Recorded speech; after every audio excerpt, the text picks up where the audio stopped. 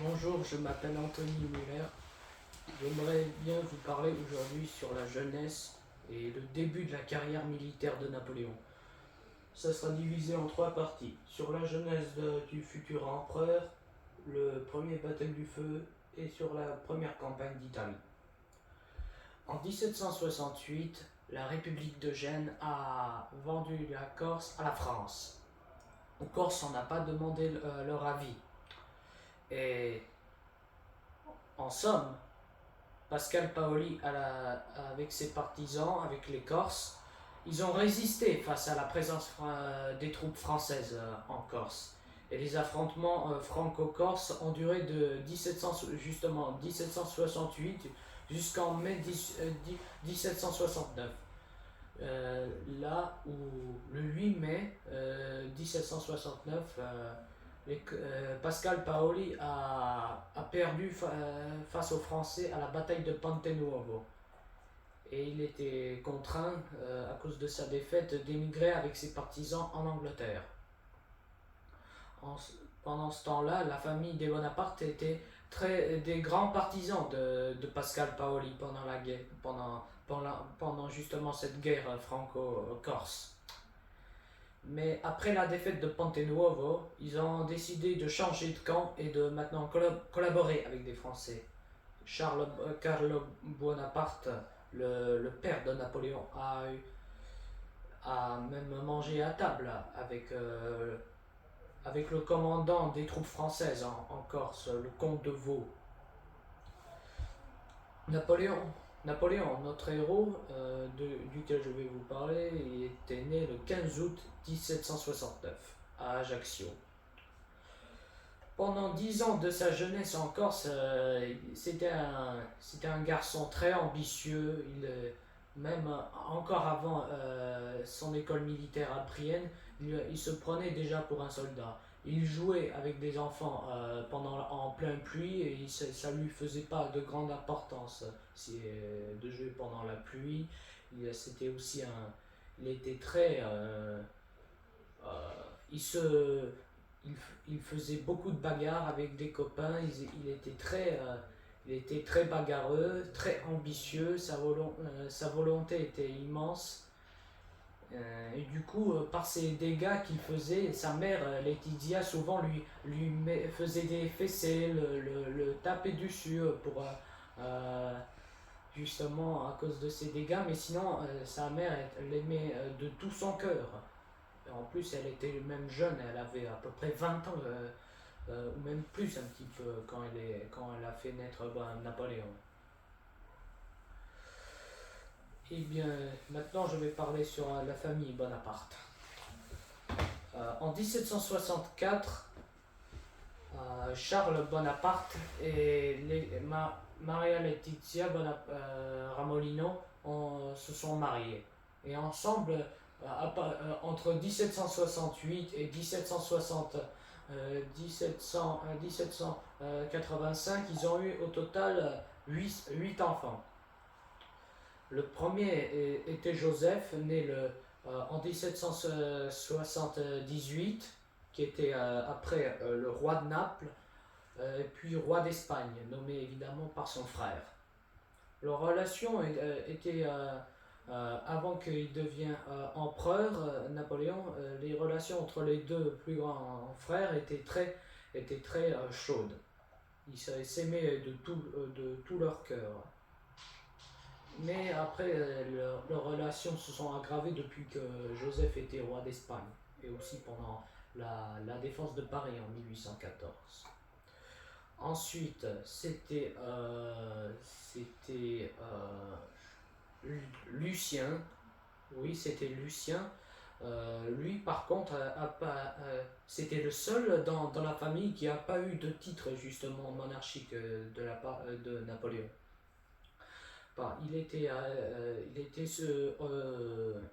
en conflit avec son frère. Par exemple, en 1800, il a écrit un livre très anti-bonapartiste qui s'appelait La parallèle entre Cromwell, Monk, César et Bonaparte. Et du coup, il était contraint d'aller en exil à Rome, sous la protection du pape. Après, les relations entre les deux frères se sont améliorées pendant les 100 jours. Ensuite, c'était c'était Elisa, qu'elle était duchesse de Lucques et de Piombino, en plus après grande duchesse de Toscane. Elle était mariée avec Félix Bianchi. Ensuite, c'était Louis, qui était roi d'Hollande et qui était mari de Hortense de Beauharnais, la fille de Joséphine, justement. Et les relations entre Napoléon, en 1790, il s'occupait de son frère comme un père à Auxerre. Après, il voulait faire de son frère Napoléon justement un militaire, mais il n'avait pas de grandes compétences, malheureusement. Après, c'était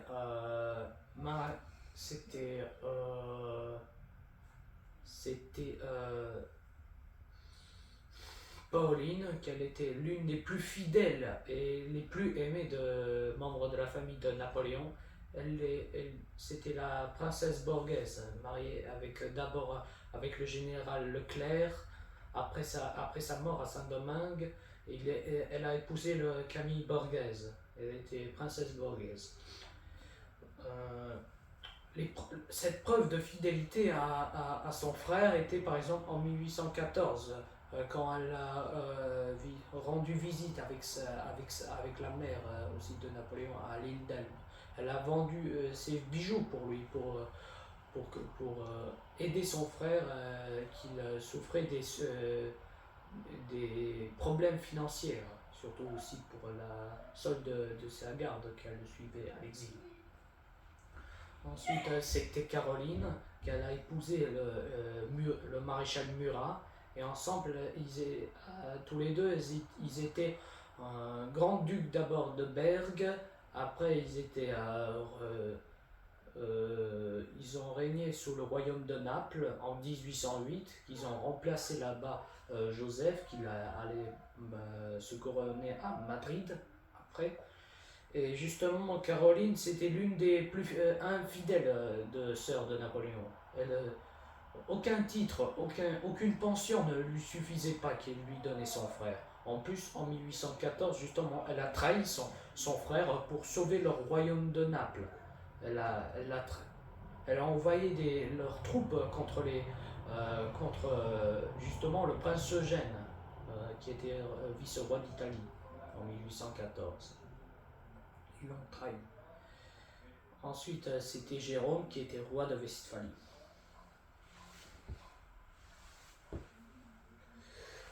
En 1779,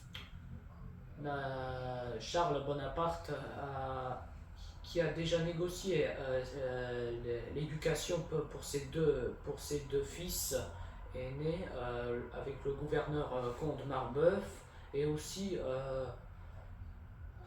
et il a décidé que pour son fils Joseph, il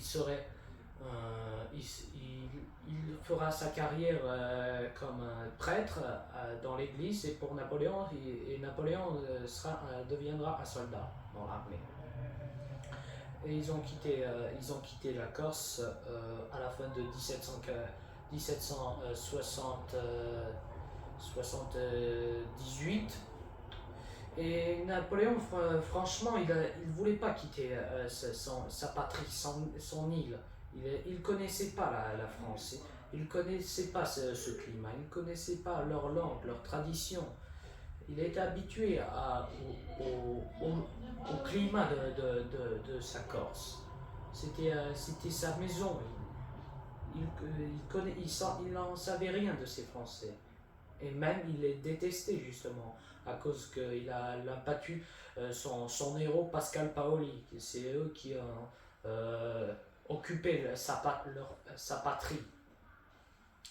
D'abord, Charles Bonaparte a envoyé ses fils le 1er janvier 1779 à Auton. pour faire leurs études du français. Et vraiment là-bas, Bonaparte et Joseph étaient complètement isolés des autres Français. Ils se moquaient d'eux, ils se moquaient de leur accent, etc. Ils étaient vraiment complètement isolés du reste du monde. Mais le, mais enfin, même entre Joseph et Napoléon, il fallait qu'ils se séparent. Napoléon est parti pour Brienne, un peu plus en Champagne, pour aller à l'école royale militaire à Brienne. C'était pour Napoléon un coup assez dur. Après que il a mangé un chapeau.